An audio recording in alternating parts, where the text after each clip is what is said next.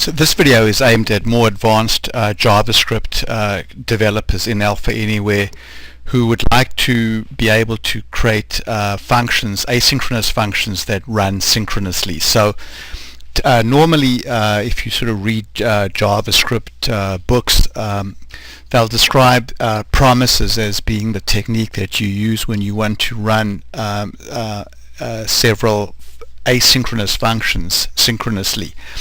But promises can be difficult to understand and work with, and sometimes it can be quite tricky to restructure your code to use promises. So the techniques that we'll show in this video use a function in the Alpha Anywhere library to run asynchronous functions synchronously. So let's take a look at this in practice, and then we'll go back behind the scenes and see how this is done. So I've got this button over here that's going to run three asynchronous functions, one after the other. And you can see here that when I press this button, the three functions are called in the order of action 1, action 2, action 3, but you can see that they finish in a different order. Action 2, which was a synchronous function, basically finishes first, even though it was called second. And action 3, which was called last, finishes next, and the action that was called first basically finishes last because it has the longest timeout in its definition. On the other hand, when I press this button over here, we can see that basically the actions all complete in the same order in which they were defined, and action 2 doesn't fire until action 1 has completed. So let's go now behind the scenes and see how this was done. So first of all, we can see here that if we go to this run asynchronously, that this button is calling a function called example2, and if we go over to our JavaScript here, we can see that example2 just simply calls three functions sequentially: example action 1, action 2, and action 3. And if we go back and look at action 1, it's just simply a set timeout that puts the message, that writes a message to the console after 1 second. Then action 2 is a synchronous action, so it basically writes another message to the console. And then action 3 is another asynchronous function that writes a message to the console after 0.5 seconds.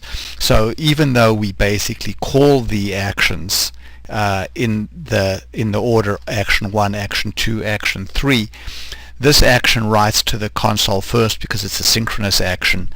Then this action writes to the console next because it only has a 500 millisecond delay.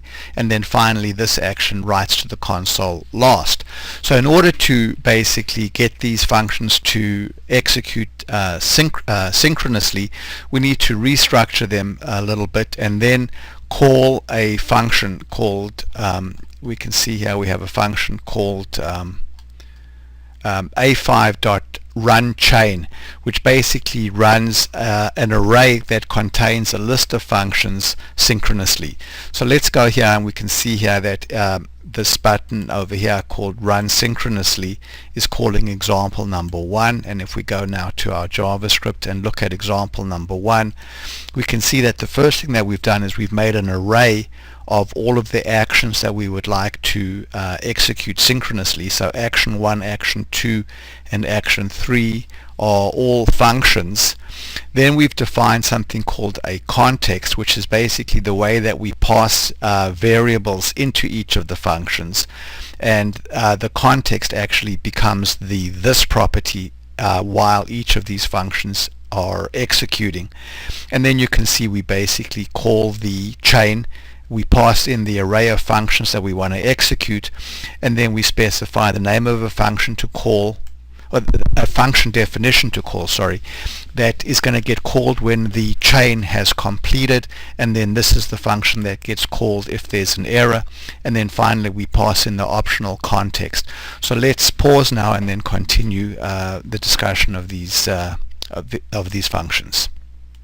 So we're continuing our discussion now of how you can run asynchronous functions synchronously using the a5.runChain functions. So it's called run chain because basically you've created a chain of functions in this array over here.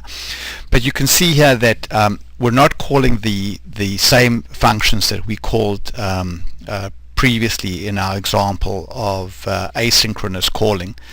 Those functions were defined as a underbar action 1, a underbar action 2, and a underbar action 3. Instead, what we're basically going to be doing is calling slightly modified versions of those functions called action 1, action 2, and action 3. And the modification that we need to make is that if we go here and look at action 1, we can see that all of the functions that we want to run in the chain, which is action 1, action 2, and action 3, all take as an input a single argument called object. Obviously the name could be anything that you want, but it's a single input parameter to each of the functions. And then inside each of the functions, in the code that gets called in effect the onSuccess function of that function, so in this case the set timeout, we're going to basically call the name of this object here, object.next. So this basically invokes the next function in the chain.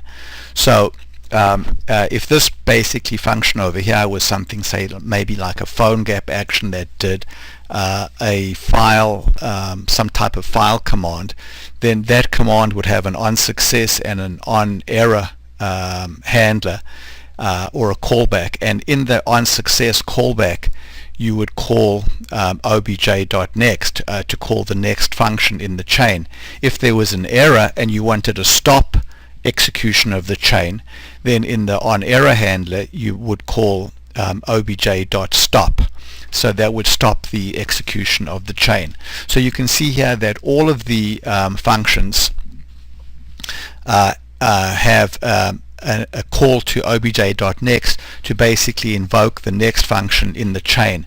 In the case of this synchronous function, there's no callback being used, so we just simply call obj.next after we've basically written to the console.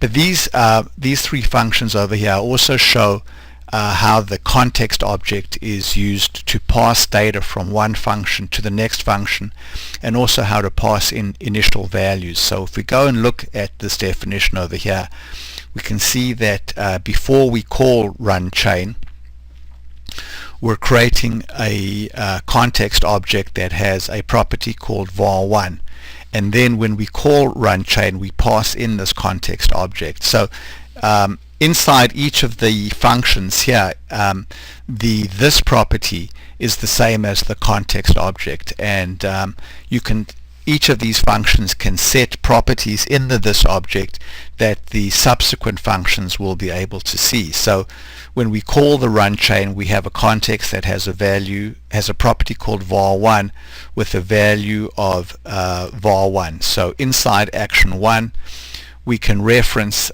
this .var1, and now since this wouldn't be visible inside the set timeout, we create a temporary variable called that, and then inside the set timeout we can refer to that .var1. So now this is going to be the value that was passed in that context object, and here you can see we're basically alerting the value in v1. We could just as easily here have put in that var1 over here, and then in action number 2 we basically again refer to this .var1 because we're not in a set timeout here, so we can use this. And then finally in action number 3 again we refer to that .var1. So let's just go ahead now and run this again. So we'll go over there, we'll turn on the node inspector, and then click the run synchronously button. So we can see there the value of var1 is passed in the context, and then in each action we're adding more stuff to that passed in value. So what we've shown here is how you can easily run asynchronous functions synchronously. Thanks very much.